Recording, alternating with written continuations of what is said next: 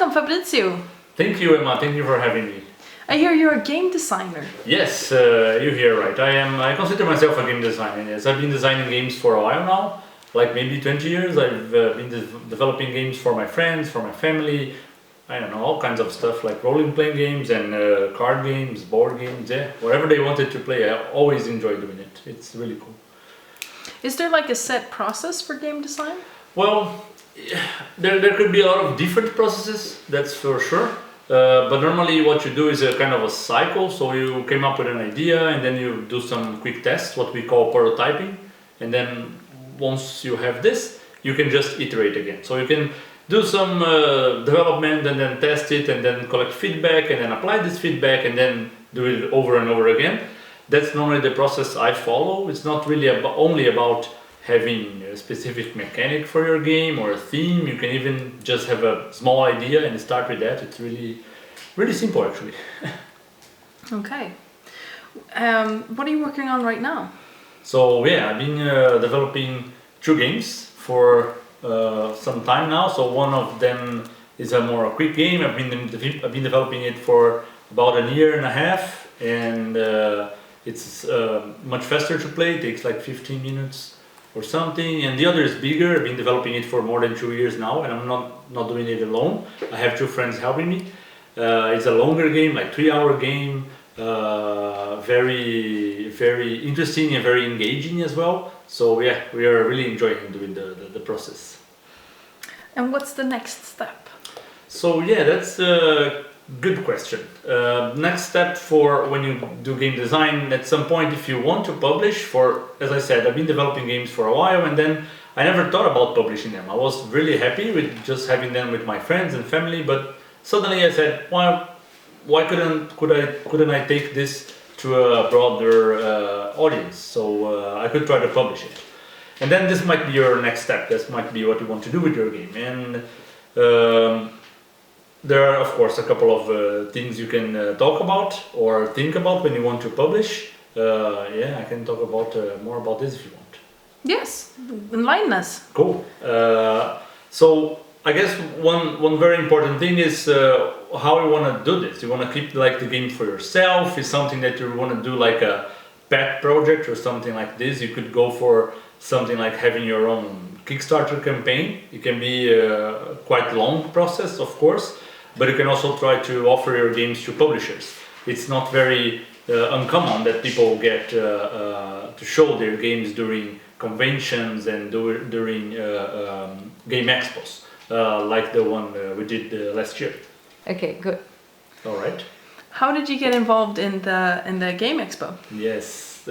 So back last year, I started thinking about how to publish my game, and one of the things I found is that I needed to be part of a community to do that. I mean, playing games is all about putting people together. So when I play with my friends and family, we're always together around the table and stuff like that. And that's the kind of feeling every game designer wants to bring within its game, because you want people to enjoy it together. So in order to do this, you need to gather a community around the issue. And it's not always that you find well-developed game designer communities close to you, and that was my case. So I decided to, okay, where should I go, or how should I approach Stockholm's game designer community? And then I found those amazing people from SPL event doing this Tabletop Game Expo last year. And I thought, well, maybe I could help with that. This would be nice. So I decided to help them encourage and improve the game designer community inside and of course outside the Tabletop Game Expo. And that's how I met all those wonderful people, and we've been doing this. But I really wanted to stress the idea that we need to bring together the game designer community. So last year I took care of something we called the Creators Alley, and it was basically a gathering of people that develop and show art, not only board game or game design, but also other stuff like jewelry and other kinds of pieces for game design related, like role-playing game master shields and this kind of stuff. So we did this. It was very fun. I found a lot of good people trying to promote their games, to find new ideas, to test their ideas, get feedback. It was really nice. I made even very good friendships there that I am still like hanging out with and finding out what they're doing next. So what's going to happen for 2020? Well, 2020 is going to be a very interesting year at the Tabletop Game Expo. We decided to split the initiative of the Creators Alley into two different ones. So one is the playtesting area. So if you want to bring your game to playtest and collect feedback from audience, we're going to be there to help you with that. So organizing tables, having information about your game beforehand and giving it to people, bringing interested people to play with you, and then you can collect the feedback and use it to improve your game. So that's one of the initiatives. And the other part is going to be the indie game market.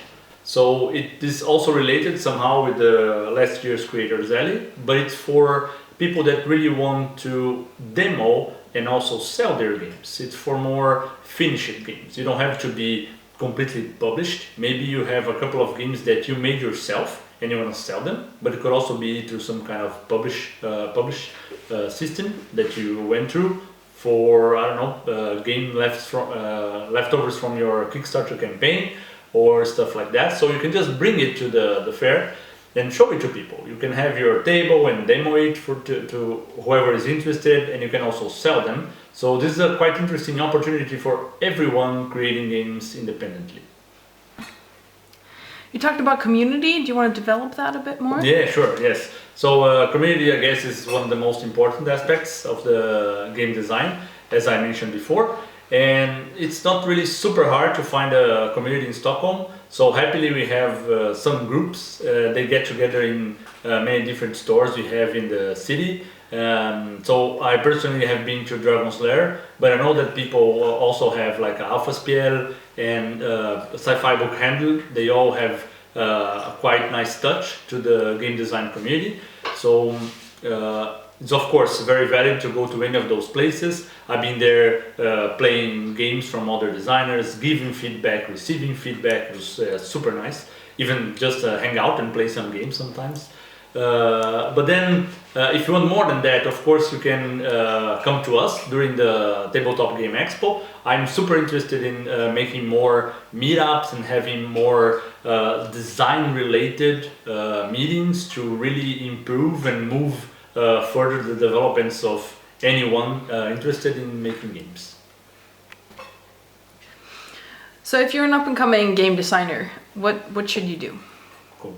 Yeah, if you want to really learn about how to design games, you really need to design them. So you should first of all try it out. Just get an idea and try to make it into a prototype as fast as you can. Don't try to come to a very elaborate idea before you test, because it could just not work. And yeah, I don't know, that could not be that good, and then you can move to your next idea, which is great. But also there's a lot of resources you can find both in the internet and also in books. So I have read a lot of books on how to game design, especially for board games or even for other types of games like video games. All design tips are very good.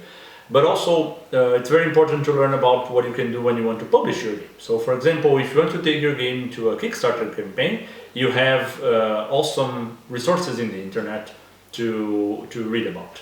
And this is gonna really help you to come up with a checklist of things you need to do before your campaign, or how to achieve a broader audience, or how can you actually run a campaign and then deliver the products you are promising. So if I would say you're starting today and you want to do some board games or any games at all, just come up with an idea.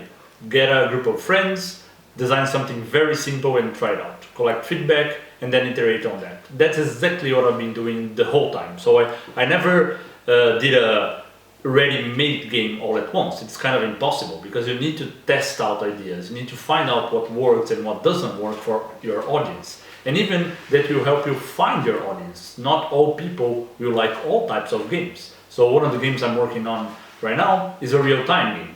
A game where you don't have to wait for your turn to play. And then what happens is that some people don't like this type of game. It's like too stressful or too fast, or you don't really have time to focus on anything. You just need to rush through. So some people won't like it, and that's fine. You shouldn't try to make a game that it's for everybody. That probably doesn't exist. So yeah, just let it go. Try your ideas, find the group, find if the group doesn't like what you have, maybe you should try another group as well. Not only change your game, you need to find out when the audience is not exactly what they want to play, but if you want to do that kind of game, you should also try to find the right audience for you. Yes. Thank you for coming, Fabricio. No problem. Thank you for having me. I think we're gonna have a lot of fun this year at the Tabletop Game Expo, and I invite everyone to come and enjoy as much as you can. Yeah, Thanks. Sounds awesome. This was brought to you by Tabletop Game Expo. I'm Emma, and thank you for watching. See you. Oops.